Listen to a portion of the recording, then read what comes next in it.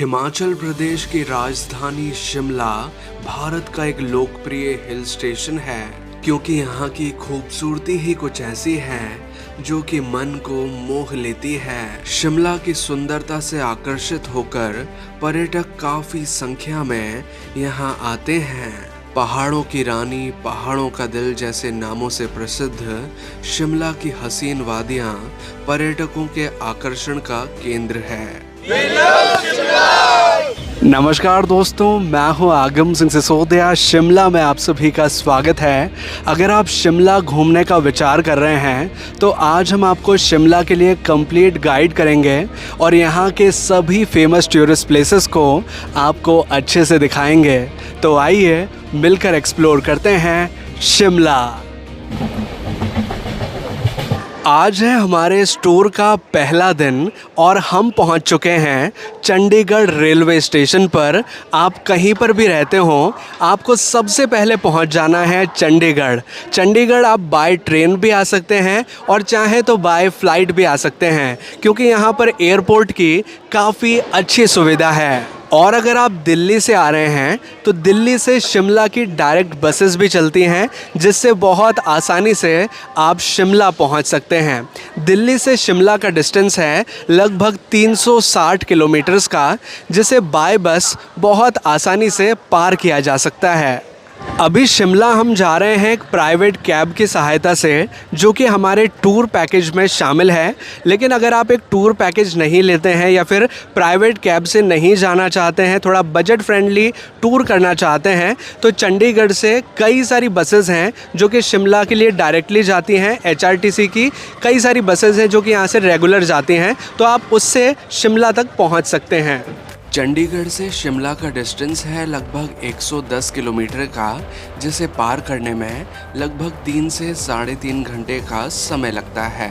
रास्ते काफ़ी अच्छे हैं लेकिन घुमावदार हैं, तो अगर आपको मोशन सिकनेस की प्रॉब्लम है, यानी कि सफ़र के दौरान उल्टी होने की संभावना बनी रहती है, तो मेरी सलाह रहेगी कि आप ज़्यादा खा पी कर ट्रैवल ना करें।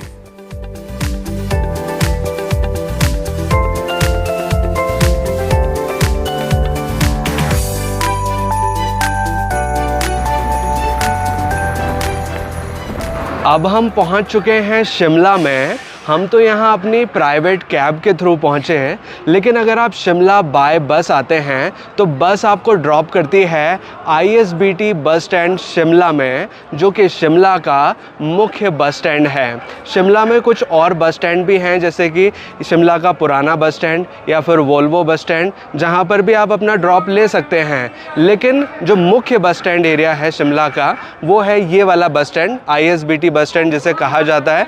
अगर आप शिमला से और भी जाना चाहते हैं या फिर शिमला से वापसी भी करना चाहते हैं तो यहीं से आपको मेनली बसेस मिलती हैं। अब बात करें कि शिमला में आप कहाँ पर रुक सकते हैं। यहाँ पर लो बजट से लेकर हाई बजट तक आपको कई सारे ऑप्शंस मिल जाएंगे जहाँ पर आप स्टे कर सकते हैं। लेकिन अगर आपका बजट कम है और आप एक अच्छी लोकेशन की तलाश में हैं जहाँ पर कम खर्च के साथ आप एक अच्छे होटल में स्टे कर सकें, तो मैं आपको कुछ जगह रिकमेंड करना चाहूँगा कि अगर आप मेन शिमला एरिया में लेंगे तो वहाँ पर आपको होटल्स थोड़े महंगे मिलते हैं।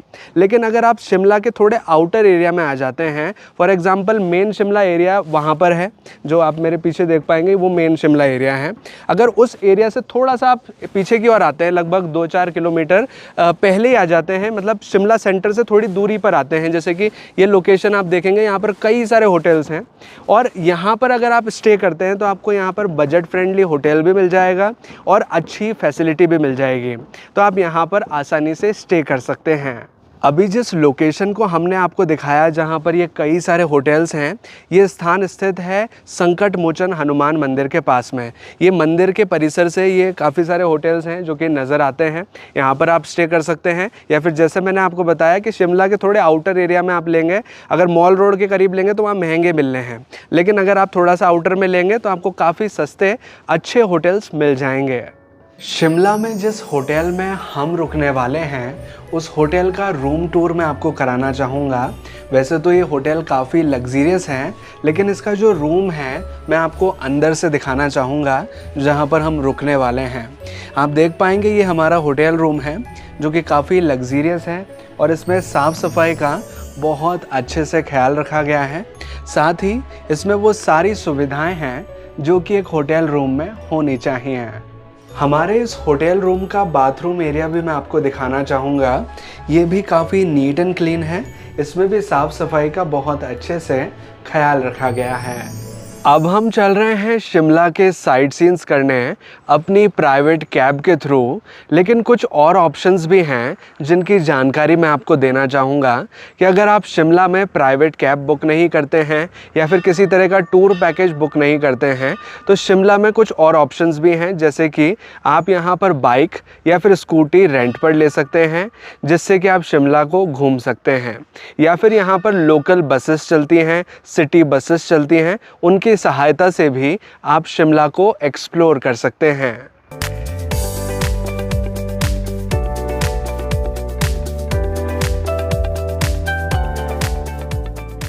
अब हम चल रहे हैं शिमला के प्रसिद्ध जाखू मंदिर में दर्शन करने, जो कि हनुमान जी का एक प्रमुख मंदिर है।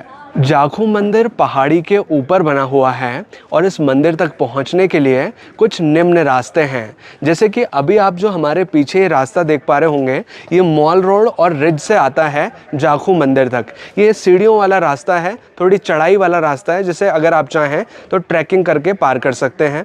और एक रास्ता होता है कि आप बाय रोपवे आ जाएं। यहाँ से मॉल रोड से जाखू मंदिर तक के लिए रोपवे भी चलते हैं, तो रोपवे की सहायता से भी आप पहुँच सकते हैं। और एक और कन्वीनियंट तरीका है जिससे कि आप जाखू टेम्पल तक आसानी से पहुँच सकते हैं, वो है बाय कैब का। यानी कि आप अपना व्हीकल, जो भी आपका बुक्ड व्हीकल है, उसे डायरेक्ट जाखू मंदिर तक ला सकते हैं। यहाँ पर पार्किंग की सुविधा भी है, जो कि आपके लिए सबसे बेस्ट ऑप्शन रहता है जाखू टेम्पल तक पहुँचने का।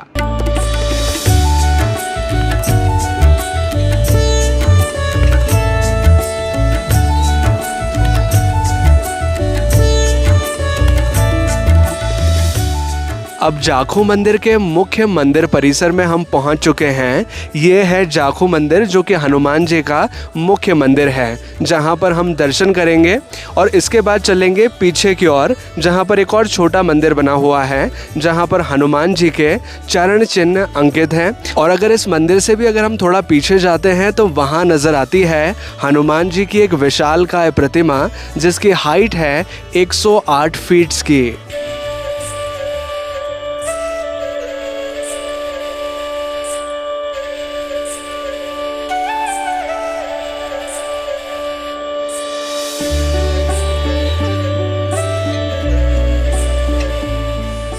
इस मंदिर का ऐतिहासिक इम्पोर्टेंस मैं आपको बताना चाहूँगा कि जब लक्ष्मण जी को शक्ति लगी थी और हनुमान जी संजीवनी बूटी लेने गए थे, तो हनुमान जी कुछ पल यहाँ पर रुके थे और एक ऋषि से मिले थे और उन्होंने वचन दिया था कि वो लौटते वक्त उनसे मिलकर यहाँ से जाएंगे।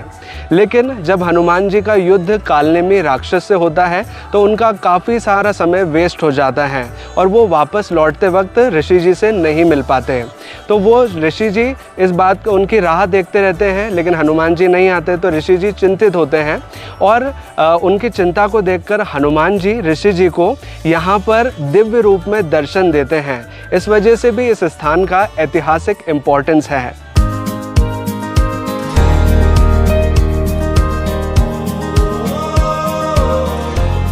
अब शिमला के सबसे पॉपुलर टूरिस्ट प्लेस पर हम पहुंच चुके हैं, जिसका नाम है द रिज।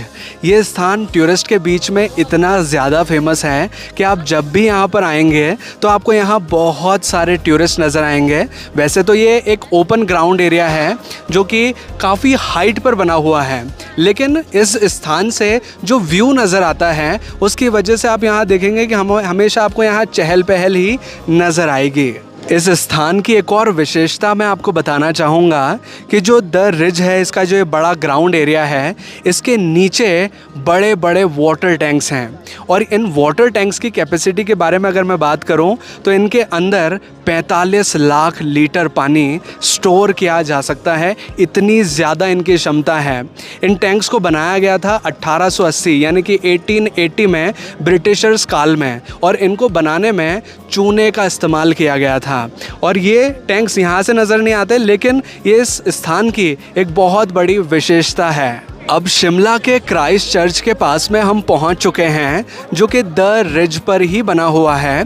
ये नॉर्थ इंडिया का दूसरा सबसे पुराना चर्च है। इसे बनाया गया था 1857 में, जब इंडिया में ब्रिटिशर्स काल था। और इसका जो स्ट्रक्चर आप बाहर से देखेंगे, इसका जो स्टाइल बना हुआ है ये है न्यू गॉथिक स्टाइल, यानी कि इसे न्यू गॉथिक स्टाइल के अंदर बनाया गया है। काफ़ी पुराना चर्च है, अगर आप चाहें तो इसे अंदर से भी विज़िट कर सकते हैं।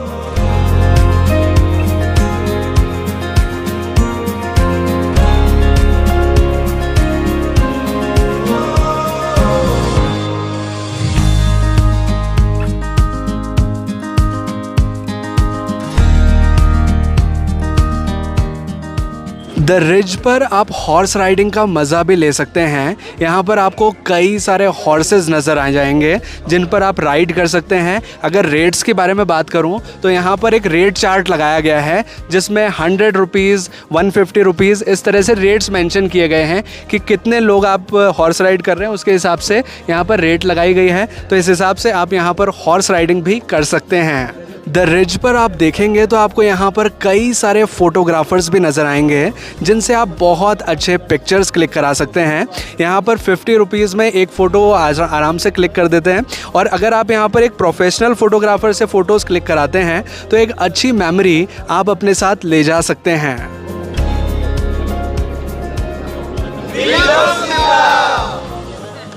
शिमला में अब हम पहुंच चुके हैं लक्कड़ बाज़ार में, जो कि लकड़ी के सामानों का एक बाज़ार है।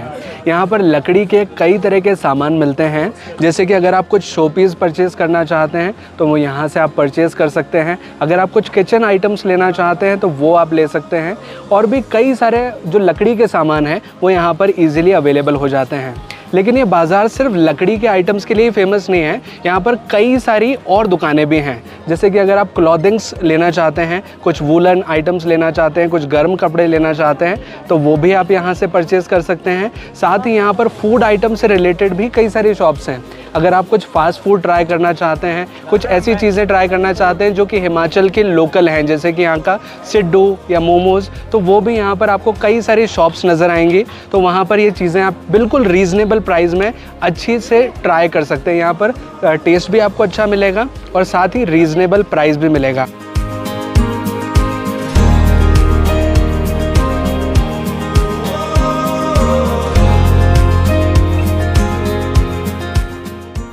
लक्कड़ बाज़ार की अगर लोकेशन के बारे में बात करूं तो ये द रिज से जुड़ा हुआ है।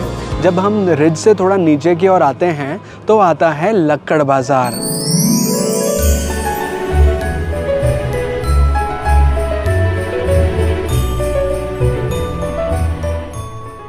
शिमला में अब हम पहुंच चुके हैं स्कैंडल पॉइंट पर। ये जो आप हमारे पीछे छतरी देख पा रहे होंगे, यही है स्कैंडल पॉइंट। एक्चुअल में ये जगह इस वजह से फेमस है क्योंकि जब इंडिया में ब्रिटिशर्स काल था तो यहाँ पर जो पटियाला के महाराज थे वो ब्रिटिश वॉइस रॉय की बेटी के साथ यहाँ से गायब हो गए थे, और इसी वजह से इसे स्कैंडल पॉइंट कहा जाता है।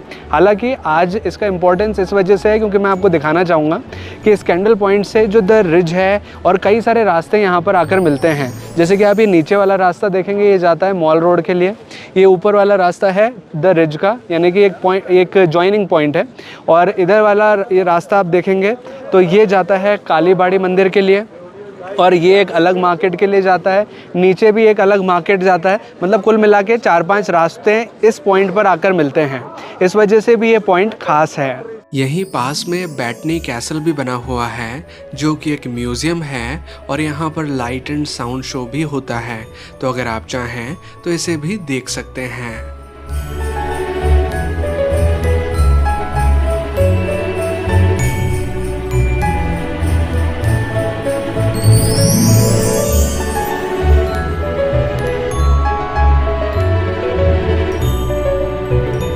अब शिमला के एक प्रसिद्ध मंदिर में हम दर्शन करने आ चुके हैं, जो कि है काली बाड़ी मंदिर।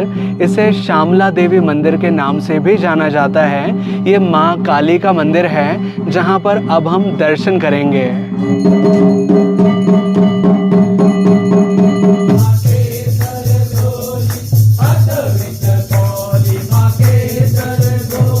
इस मंदिर का इम्पोर्टेंस इस वजह से है क्योंकि इस मंदिर के नाम पर ही शिमला नाम पड़ा है। जो काली माता है उनका दूसरा नाम है श्यामला देवी, और श्यामला देवी के नाम पर ही इस शहर का नाम पड़ा है शिमला। अब शिमला में रात्रि हो चुकी है और मैं आपको दिखाना चाहूँगा शिमला का नाइट व्यू, जो कि बहुत ही खूबसूरत नज़र आ रहा है। यहाँ से आप देखेंगे तो शिमला की जो पूरी बसावट है वो बहुत ही अच्छे से नज़र आ रही है, और रात्रि के समय जब लाइट्स जल जाती हैं तो इसकी जगमगाहट देखते ही बनती है।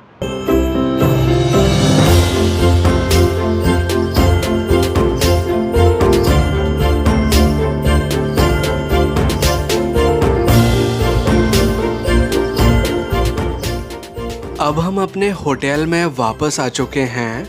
हमारा डिनर रेडी हो चुका है, जो कि हमारे टूर पैकेज में शामिल है, और अब डिनर के साथ ही हमारे इस ट्रिप के पहले दिन का समापन होता है। आज है हमारे इस ट्रिप का दूसरा दिन। हमारा ब्रेकफास्ट कंप्लीट हो चुका है और हम चल रहे हैं शिमला को एक्सप्लोर करने। अब शिमला के एक प्रसिद्ध स्थान पर हम पहुंच चुके हैं, जो कि है शिमला का रेलवे स्टेशन, जहां से चलती है शिमला टू कालका टॉय ट्रेन। अभी आप जो हमारे पीछे ये ट्रेन देख पा रहे होंगे, ये है टॉय ट्रेन, जो कि यूनेस्को की वर्ल्ड हेरिटेज लिस्ट में शामिल है। यानी कि ये यूनेस्को वर्ल्ड हेरिटेज यानी कि विश्व धरोहर है, क्योंकि ऐसी ट्रेन ज़्यादा जगह देखने नहीं मिलती है, क्योंकि एक पहाड़ी ट्रेन है जो कि नैरो गेज पटरियों पे चलती है। जो पटरी आप देख रहे हैं ये नॉर्मल पटरी नहीं है, नैरो गेज लाइन है, पतली लाइन है, और ये पहाड़ों पर डली हुई है। पहाड़ों पर ट्रेन इस तरह से चलना एक वाकई में बहुत ही इंटरेस्टिंग चीज़ है और बहुत ही स्पेशल चीज़ है। ये जो लाइन है शिमला टू कालका, ये ब्रिटिशर्स काल में डेवलप की गई थी। और ये जो टॉय ट्रेन है, इसे भी मैं आपको थोड़ा सा दिखाना चाहूँगा कि किस तरह की ये अंदर से होती है। अब हम शिमला कालका टॉय ट्रेन के अंदर आ चुके हैं, और इसके कोच को मैं आपको अंदर से दिखाना चाहूँगा। इसमें अलग अलग कैटेगरी के हिसाब से कोचेज़ होते हैं। अभी फ़िलहाल जिस कोच में मैं आया हूँ, ये जनरल क्लास का कोच है। जो जनरल कैटेगरी के डब्बे होते हैं वो हैं। हमारी जो नॉर्मल ट्रेन होती है भारतीय रेलवे, उसमें कोचेज़ काफ़ी बड़े होते हैं। ये भी इंडियन रेलवे का ही है, लेकिन ये टॉय ट्रेन है। तो यहाँ पर आप देखेंगे कि ये कोच के साइज़ जो है काफ़ी छोटा है, और इसमें सिटिंग्स भी थोड़ी कम है, क्योंकि कोच जितना बड़ा होगा उतनी ज़्यादा उसमें कैपेसिटी होगी। पर ये टॉय ट्रेन है, इसके कोचेज़ इसी प्रकार के होते हैं। लेकिन इस ट्रेन की खास बात है जो मैं बताना चाहूँगा, कि जब आप यहाँ पर बैठेंगे और इस जर्नी में जाएंगे, जैसे शिमला से कालका के लिए जा रहे हैं, या फिर शॉर्ट डिस्टेंस आप ले रहे हैं, फॉर एग्जांपल अगर आप शिमला से तारा देवी रेलवे स्टेशन तक जा रहे हैं, जो कि जिसका डिस्टेंस है लगभग 11 किलोमीटर का, और तो आप अपनी विंडो साइड की सीट से जो नज़ारे अनुभव करेंगे वो वाकई में बहुत ही स्पेशल होंगे। क्योंकि जब ये ट्रेन चलती है तो ये पहाड़ी रेल है, तो पहाड़ों के बीच में से ये गुजरती है। तो पहाड़ों का नज़ारा, पेड़ों का नज़ारा, जंगलों का नज़ारा, जो हरियाली नज़र आती है इस ट्रेन की जर्नी के दौरान, वो वाकई में बहुत ही खूबसूरत होती है। इस वजह से ये ट्रेन की जो जर्नी है, ये जो ट्रेन है, वर्ल्ड हेरिटेज के अंदर आती है, जिसका अनुभव वाकई में बहुत ही स्पेशल होता है। अब टॉय ट्रेन के एक दूसरे कोच में हम आ चुके हैं, जो कि है प्रथम श्रेणी का कुर्सी यान। यानी कि एक ऐसा कोच है जिसमें कि बहुत अच्छी लग्जरी सिटिंग दी गई है। कुछ इस प्रकार से आप देखेंगे तो सोफ़ा जैसी चेयर्स है इसमें, जिसमें कि काफ़ी कंफर्टेबल होकर आप इस टॉय ट्रेन का आनंद ले सकते हैं।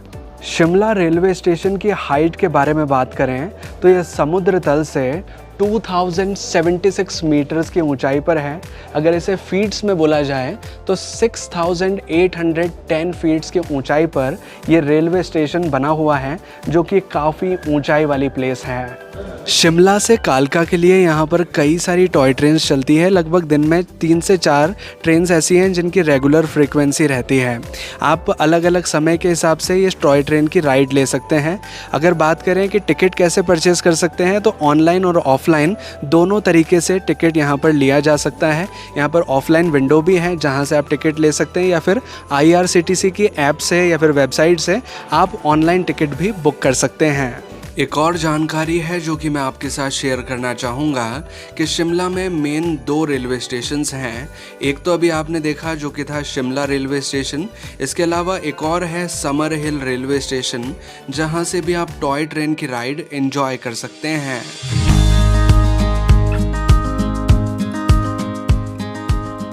शिमला में अब हम आ चुके हैं संकट मोचन हनुमान मंदिर में दर्शन के लिए, जो कि शिमला का एक प्रसिद्ध मंदिर है।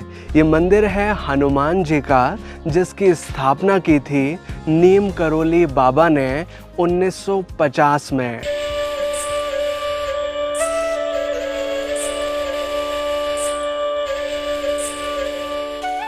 अब हम मुख्य मंदिर के पास में पहुंच चुके हैं।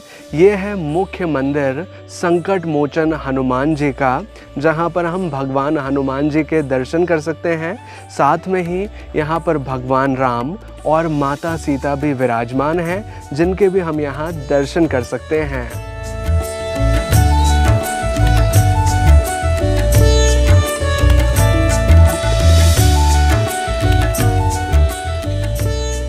संकट मोचन हनुमान मंदिर के ठीक सामने परम पूज्य बाबा श्री नीम करोली जी महाराज का भी मंदिर बना हुआ है, जहां पर भी आप दर्शन कर सकते हैं।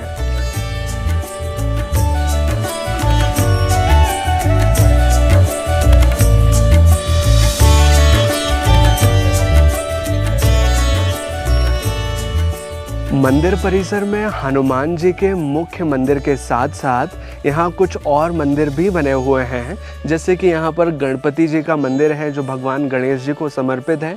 और ये जो मंदिर है साउथ इंडियन शैली में बनाया गया है, जो साउथ इंडियन कला होती है उस तरह का ये मंदिर नज़र आता है, जो कि देखने में काफ़ी खूबसूरत लगता है।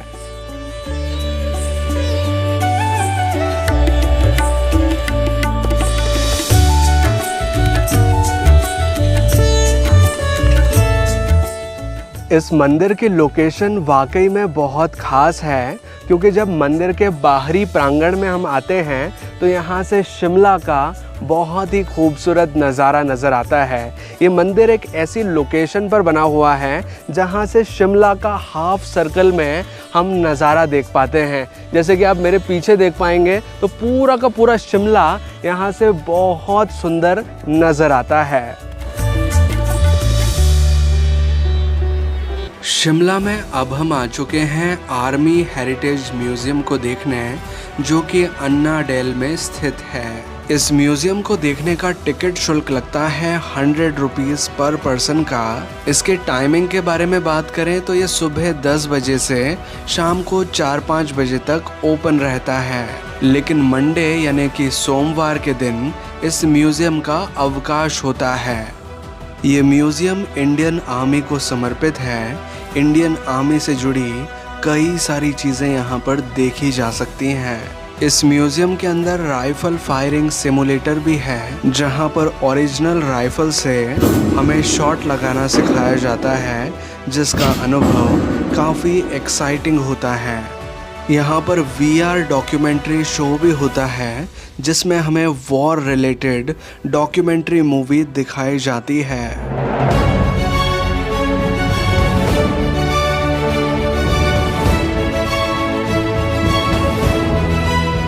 अब म्यूज़ियम के एक ऐसे सेक्शन में हम आ चुके हैं जहां पर इंडियन आर्मी, नेवी और एयरफोर्स की यूनिफॉर्म्स को दर्शाया गया है। साथ ही यहां पर कई सारे ऐसे वेपन्स हैं जो कि योद्धाओं द्वारा उपयोग में लिए जाते हैं।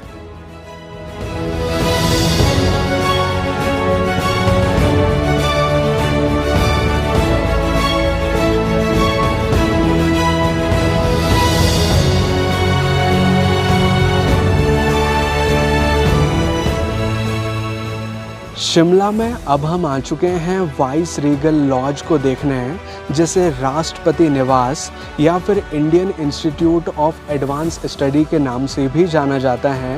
ये शिमला की एक बहुत ही फेमस टूरिस्ट प्लेस है, जिसे फ़िलहाल अभी हम देखने आ चुके हैं। इस स्थान का इतिहास मैं आपको बताना चाहूँगा कि जब इंडिया में ब्रिटिशर्स काल था, जब ब्रिटिशर्स का राज था इंडिया में, तब ब्रिटिशर्स के जो राष्ट्रपति थे, जो उनके वॉइस रॉयस थे, वो यहाँ पर रहा करते थे। इस वजह से इसे राष्ट्रपति निवास के नाम से भी जाना जाता है। फ़िलहाल अभी अंदर इस पूरी बिल्डिंग में म्यूज़ियम बना दिया गया है। म्यूज़ियम में पुरानी चीज़ें और पुराने फ़ोटोग्राफ्स हैं, जिन्हें हम अंदर जाकर देख सकते हैं। यहाँ पर इस प्लेस को देखने का शुल्क लगता है 30 रुपीज़ पर पर्सन का, कि अगर आप इस एरिया के बाहर गार्डन एरिया को देखना चाहते हैं, गार्डन एरिया में विज़िट करना चाहते हैं, तो सिर्फ 30 रुपीज़ पर पर्सन का चार्ज लगता है। और अगर आप अंदर म्यूज़ियम वाले एरिया को देखना चाहते हैं, जहाँ पर पुराने फ़ोटोग्राफ्स और पुरानी चीज़ें हैं, तो वहाँ अंदर जाने का शुल्क लगता है 100 रुपीज़ पर पर्सन का। हर घंटे यहाँ पर गाइडेड टूर चलता है। एक गाइड आपके साथ जाता है, एक ग्रुप लेकर के, जो कि अंदर की जो हिस्ट्री है, जो अंदर की चीज़ें हैं, उन्हें एक्सप्लेन करते हैं आपके साथ, ताकि आप अंदर का जो इतिहास है, जो पुरानी चीज़ें, उनके बारे में जान पाएँ।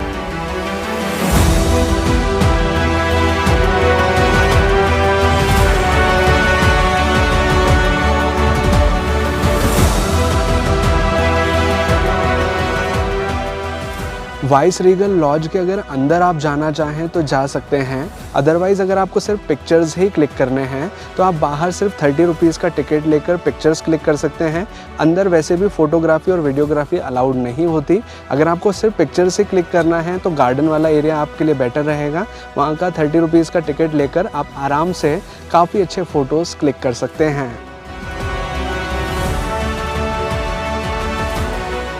वाइस रीगल लॉज के जस्ट सामने ही हिमालयन बर्ड पार्क बना हुआ है, जहां पर कई प्रकार के पक्षी नज़र आते हैं, जिन्हें भी हम यहां देख सकते हैं।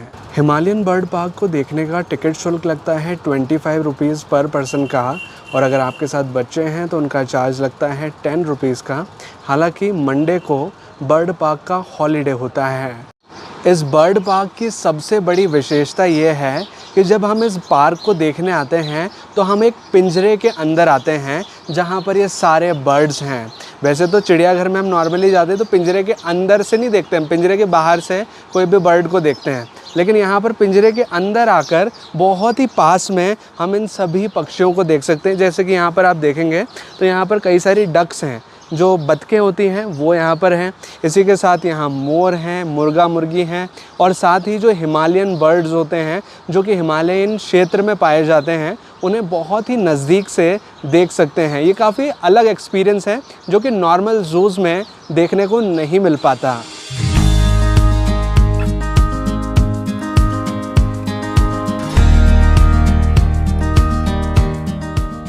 शिमला साइट सीन करते हुए अब हम चल रहे हैं चैडविक फॉल के लिए, जिसका डिस्टेंस इस पॉइंट से लगभग 600 मीटर का है। यानी कि हमें ये बोर्ड वाली लोकेशन आप देख लीजिए, इस बोर्ड वाली लोकेशन से इस रास्ते को फॉलो करते हुए लगभग 600 मीटर का ट्रैक करना होता है। और ये जो रास्ता है बड़ा ही खूबसूरत रास्ता होता है, क्योंकि जंगल के बीच में से होकर हम पहुँचते हैं वाटरफॉल के लिए। अब इस वाटरफॉल की लोकेशन भी थोड़ी क्लियर करना चाहूँगा। ये वाटरफॉल स्थित है समर हिल पे, जो यहाँ पर समर हिल रेलवे स्टेशन है उससे काफ़ी करीब ये वाटरफॉल का रास्ता जाता है। ये बोर्ड आता है यहाँ पर, इस बोर्ड से हमें नीचे की ओर जाना होता है और फिर आता है वाटरफॉल। तो अब हम चल रहे हैं इस रास्ते को फॉलो करते हुए वाटरफॉल के मेन व्यू पॉइंट के लिए।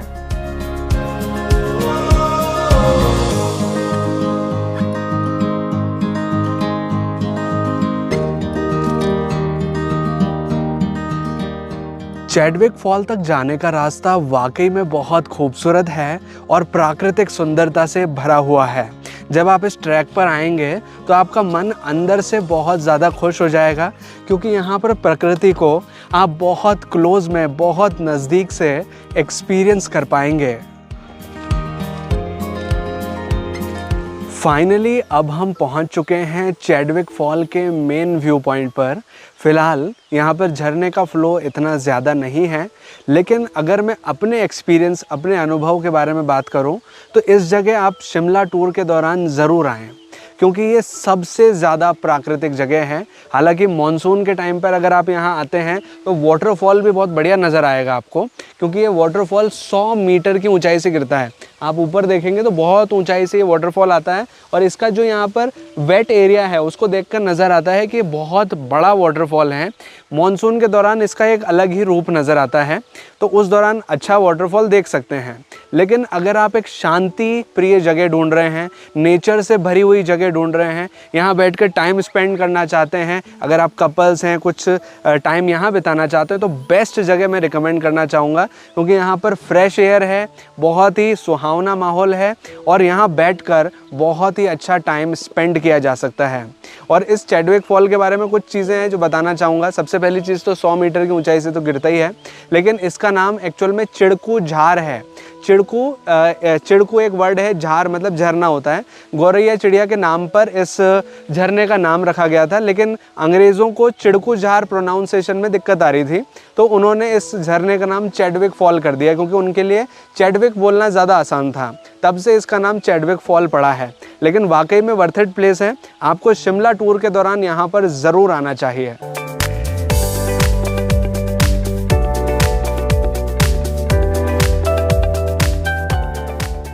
अब हम पहुंच चुके हैं शिमला के मॉल रोड में, जो कि शिमला का मुख्य मार्केट एरिया है और टूरिस्ट के बीच में बहुत ज़्यादा फेमस है, क्योंकि यहाँ पर आप देखेंगे तो आपको कई सारी दुकानें नज़र आएंगी। यहाँ पर एक तरह से देखा जाए तो हर तरह की दुकानें हैं। चाहे अगर आप कुछ खाने पीने का ट्राई करना चाहते हैं तो वो यहाँ पर उपलब्ध है। अगर आप कुछ क्लॉथिंग्स लेना चाहते हैं, कुछ कपड़े लेना चाहते हैं तो वो ले सकते हैं, शूज़ ले सकते हैं, डेकोरेटिव आइटम्स ले सकते हैं, अलग अलग तरह के कॉस्मेटिक आइटम्स ले सकते हैं। कुल मिला के हर चीज़ यहाँ पर उपलब्ध होती है।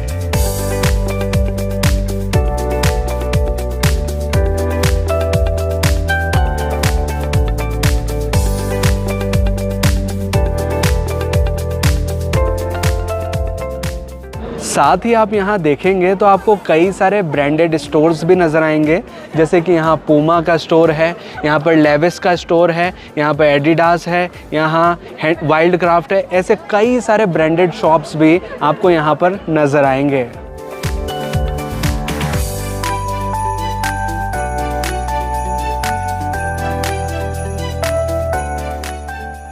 ये है शिमला का गेयटी थिएटर, जहाँ पर कई सारे थिएटर शोज़ होते हैं और कई सारी बॉलीवुड मूवीज़ की शूटिंग भी यहाँ पर हुई है। अगर मैं बात करूँ मॉल रोड पर शॉपिंग करने के रिगार्डिंग, तो अगर आप मॉल रोड पर कोई भी चीज़ परचेज़ करेंगे तो वो आपको थोड़ी महंगी मिलेगी, क्योंकि एक थोड़ा लग्जरी वाला एरिया हो जाता है। लेकिन अगर आप मॉल रोड से थोड़ा नीचे की ओर उतरते हुए आते हैं तो आपको एक रास्ता नज़र आएगा नीचे की ओर जाता हुआ। ये जाता है लोअर बाज़ार की ओर, और ये इस बाज़ार में आपको जो चीज़ें हैं वो मॉल रोड के कंपैरिजन में थोड़ी सस्ती मिल जाती है, थोड़ी किफ़ायती दाम के साथ मिल जाती हैं। तो अगर आप चाहें तो लोअर बाज़ार की ओर जा सकते हैं और कुछ चीज़ें परचेज़ कर सकते हैं। एक स्पेशल सुविधा के बारे में मैं आपको जानकारी देना चाहूँगा कि अगर आप मॉल रोड बाय वॉक नहीं आना चाहते हैं तो यहाँ पर लिफ्ट की सुविधा भी अवेलेबल है। कार्ट रोड से मॉल रोड के लिए एक लिफ्ट लगाई गई है और लिफ्ट में 20 रुपीज़ पर पर्सन का चार्ज लगता है वन साइड का, यानी कि या तो आप मॉल रोड से नीचे की ओर जा सकते हैं या फिर नीचे से कार्ट रोड से मॉल रोड के तक आ सकते हैं। 20 रुपीज़ पर पर्सन का चार्ज लगता है, जिसमें कि आपको दो लिफ्ट के माध्यम से आप ऊपर से नीचे जा सकते हैं। मतलब यहाँ से एक लिफ्ट से आप हाफ फ्लोर तक चले जाएंगे, फिर वहाँ से एक लिफ्ट बदलनी पड़ेगी, फिर उस लिफ्ट से आप नीचे की ओर जा सकते हैं। तो ये काफ़ी अच्छी सुविधा है जिससे कि आप आसानी से मॉल रोड पहुँच सकते हैं।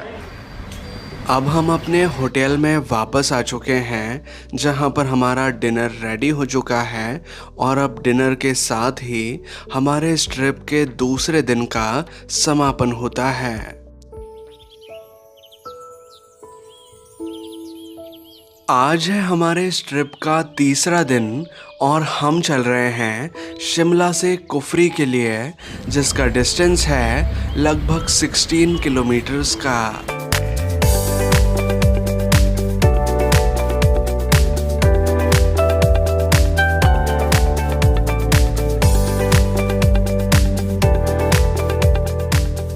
कुफरी जाने वाले रास्ते में अभी हम एक स्थान पर रुके हैं जिसका नाम है ग्रीन वैली व्यू पॉइंट, क्योंकि यहाँ से आप देखेंगे तो आपको डेंस ग्रीन फॉरेस्ट का नज़ारा नज़र आएगा। इस घाटी की खूबसूरती को देखकर यहाँ पर कई सारे टूरिस्ट रुकते हैं। जैसे कि आप हमारे पीछे भी देखेंगे तो कई सारे कपल्स आपको नजर आएंगे, कई सारे जो फैमिली वाले लोग हैं वो आपको नजर आएंगे। यहाँ पर टेलीस्कोप्स भी रखे गए हैं, अगर कुछ यहाँ से दूर के नज़ारे अगर आप देखना चाहते हैं तो उनकी मदद ले सकते हैं। इसी स्थान पर आपको कई सारे फोटोग्राफर्स भी नजर आएंगे, तो अगर आप कुछ अच्छे पिक्चर्स उनसे क्लिक कराना चाहते हैं तो वो भी आप यहाँ कर सकते हैं।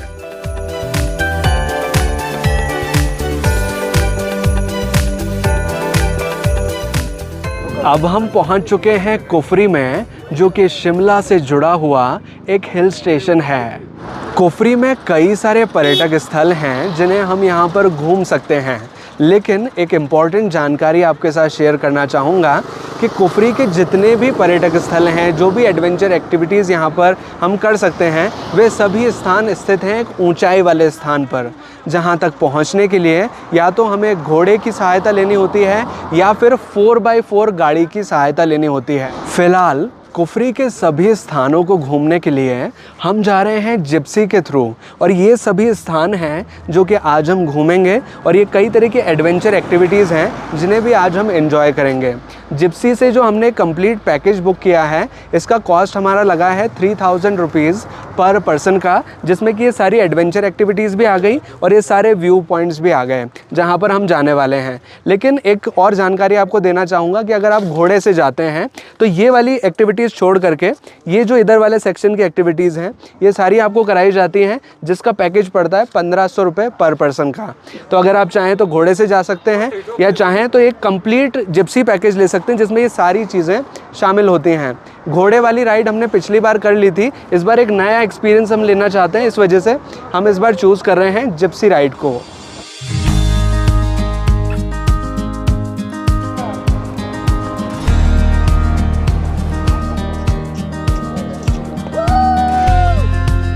कुफरी में अभी मैं आपको वो स्थान दिखाना चाहूँगा जहाँ पर है घोड़ा स्टैंड, यानी कि अगर आप कुफरी के ऊंचाई वाले स्थानों तक, एडवेंचर एक्टिविटी वाले स्थानों तक अगर घोड़े की सहायता से जाना चाहते हैं तो घोड़े आपको इस पॉइंट से मिलते हैं। यहाँ पर आप देखेंगे तो कई सारे घोड़े यहाँ पर आपको नज़र आएंगे।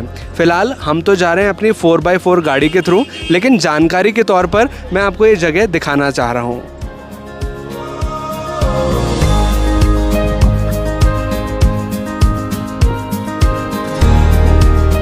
कुफरी साइट सीन करते हुए अब हम एक ऐसे स्थान पर पहुंचे हैं जिसका नाम है शूटिंग पॉइंट, और यहाँ पर कई सारी मूवीज़ की शूटिंग भी हुई है। क्योंकि इस स्थान को आप देखेंगे तो ये पूरी तरह से, मतलब चारों ओर से आप देखेंगे तो देवदार के वृक्षों से घिरा हुआ है। कई सारी मूवीज़ में हम इस प्रकार के सीन्स देखते हैं जिसमें हीरो हीरोइंस इस पेड़ों के बीच में सॉन्ग्स की शूटिंग करते हैं, या फिर फिल्म के कई सारे सीन्स यहाँ पर फिल्माए जाते हैं। अगर आप भी यहाँ आते हैं तो काफ़ी अच्छी रील्स बना सकते हैं या फिर काफ़ी अच्छे पिक्चर्स क्लिक कर सकते हैं। ये स्थान स्पेशली कपल्स के लिए बहुत ज़्यादा फेवरेबल है, क्योंकि अगर आप यहाँ कपल्स में आते हैं तो इन पेड़ों के बीच में कुछ रास्ते बने हुए हैं जिससे कि आप थोड़ा ऊपर की ओर जा सकते हैं और काफ़ी अच्छा क्वालिटी टाइम स्पेंड कर सकते हैं।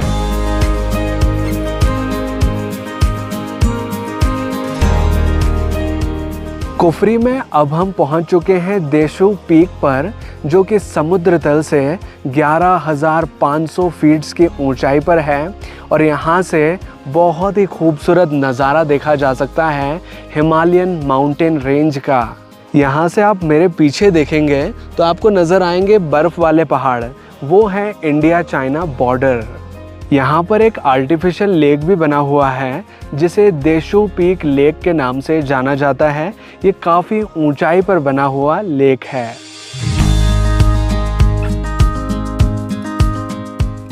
इस पीक पर आकर आप देखेंगे तो आपको चारों ओर नज़र आएंगे सीढ़ीदार खेत, जिन्हें स्टेप फार्मिंग के नाम से भी जाना जाता है, क्योंकि पहाड़ों पर ज़्यादा ज़मीन ना होने की वजह से यहाँ पर खेती की जाती है पहाड़ों को स्टेप्स में काट करके, और यहाँ पर बन जाते हैं कुछ इस तरह के सीढ़ीदार खेत जहाँ पर फसल को उगाया जाता है।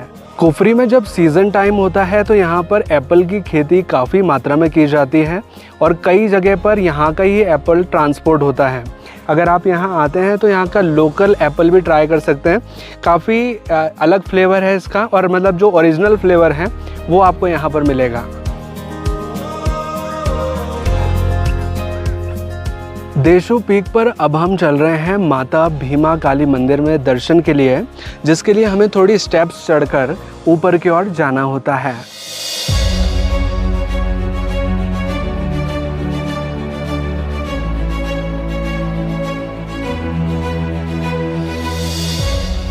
सीढ़ियाँ चढ़कर अब हम पहुंच चुके हैं महाकाली के मुख्य मंदिर के पास में।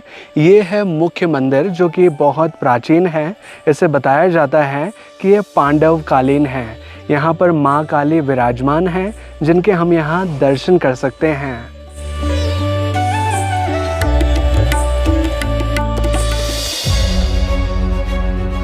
कुफरी में अब हम चल रहे हैं महासू पीक के लिए, जहां तक पहुंचने का रास्ता काफ़ी ऑफ रोडिंग और एडवेंचरस है।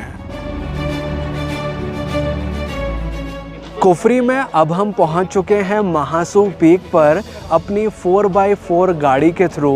वाकई में यहाँ तक आने का रास्ता बहुत ही ऑफ रोडिंग था और ये जगह स्थित है 9,500 फीट्स की ऊंचाई पर। जब आप महासू पीक पर पहुंचेंगे तो आप देखेंगे कि यहाँ पर आपको कई सारे याक नज़र आएंगे जो कि यहाँ के हिमालयन रेंज में पाए जाने वाले एक जीव हैं। इनके साथ आप राइड कर सकते हैं, इनके साथ फ़ोटोज़ क्लिक करा सकते हैं। अगर आप फ़ोटोज़ क्लिक कराते हैं तो इसका चार्ज लगता है 50 रुपीज़ पर पर्सन का। महासू पीक पर महासू नाग मंदिर भी बना हुआ है जो कि एक प्राचीन मंदिर है, जहाँ पर भी आप दर्शन कर सकते हैं।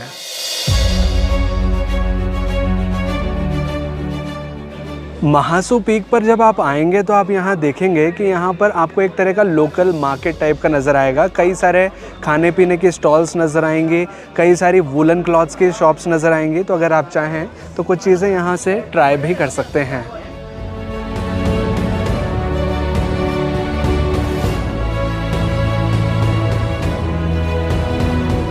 महासू पीक पर अब हम पहुंच चुके हैं टेलीस्कोप व्यू पॉइंट पर, जहां पर आप देखेंगे तो आपको कई सारे टेलीस्कोप, कई सारे दूरबीन नज़र आएंगे।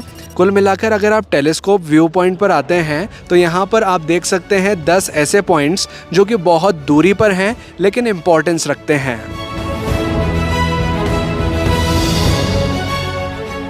कुफरी में अब हम आ चुके हैं एडवेंचर पार्क में, जहां पर कई तरह की एडवेंचर एक्टिविटीज़ की जाती हैं, जिसमें से अभी मैं करने जा रहा हूं जिप लाइन की एक्टिविटी, जो कि काफ़ी एडवेंचरस होती है।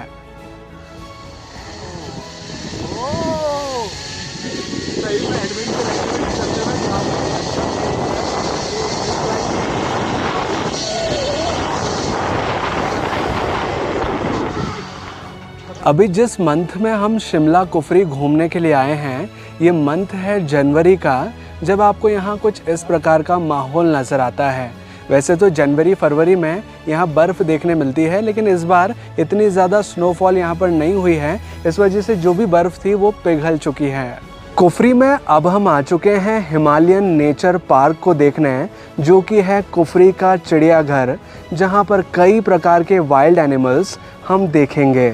अब कुफरी ज़ू के अंदर हमने प्रवेश कर लिया है। ज़ू के अंदर प्रवेश करने का शुल्क लगता है 60 रुपीज़ पर पर्सन का। और एक चीज़ ध्यान में रखने की है कि ट्यूसडे के दिन इस ज़ू का अवकाश होता है, तो अगर आप यहाँ आने का प्लान कर रहे हैं तो ट्यूसडे को अवॉइड कीजिएगा।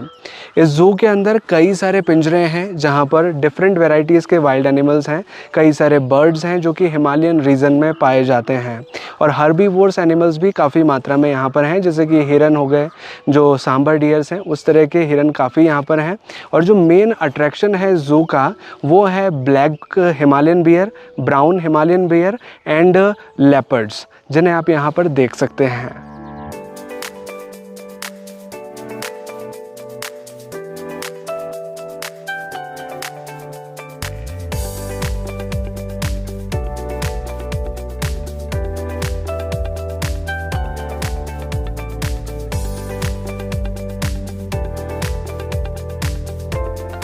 अब बात करें बेस्ट सीज़न के बारे में कि शिमला कुफरी आपको कब घूमने आना चाहिए।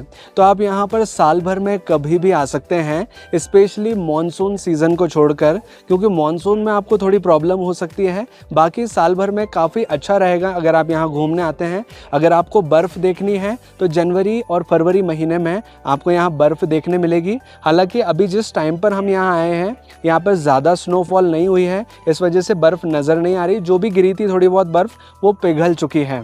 अगर आप गर्मियों के टाइम पर आते हैं तो यहाँ पर आपको चारों तरफ ग्रीनरी नज़र आएगी। तो चलिए अब मैं आपको जानकारी देता हूँ कि शिमला घूमने के लिए हमारा ये टूर पैकेज हमें कितने का पड़ा और इसमें क्या क्या चीज़ें शामिल थीं। ये टूर पैकेज हमने बुक किया था प्रिया ट्रैवल्स के साथ, जिसका ड्यूरेशन था 2 नाइट्स 3 डेज़ का। जिसमें कि हमें क्या क्या सुविधाएं मिली वो सबसे पहले मैं आपको बताना चाहूँगा। इस टूर पैकेज में हमें एक लग्जरी होटल में स्टे की फैसिलिटी मिली। हमारा ब्रेकफास्ट और डिनर इसी टूर पैकेज में शामिल था और जो सभी साइट सीन्स किए, जो सभी स्थान हमने घूमे, वो सभी हमने प्राइवेट कैब की सहायता से घूमे, जो कि हमारे टूर पैकेज में शामिल थी। ये टूर पैकेज हमें पड़ा था 8,000 रुपये पर पर्सन के हिसाब से, क्योंकि इस टूर के दौरान हम 2 व्यक्ति थे। लेकिन आपके लिए टूर पैकेज काफ़ी सस्ता पड़ सकता है। अब वो कैसे कि अगर मान लीजिए अगर आप इस सेम टूर के लिए कम से कम 4 व्यक्ति आते हैं तो ये सेम टूर का पैकेज का कॉस्ट आपको पड़ेगा 6,500 रुपये पर पर्सन के हिसाब से। और अगर आप इससे ज़्यादा व्यक्ति आते हैं, थोड़े और लोग आते हैं, आपका एक बड़ा ग्रुप होता है, तो इसकी कॉस्टिंग आपके लिए और ज़्यादा कम लगेगी।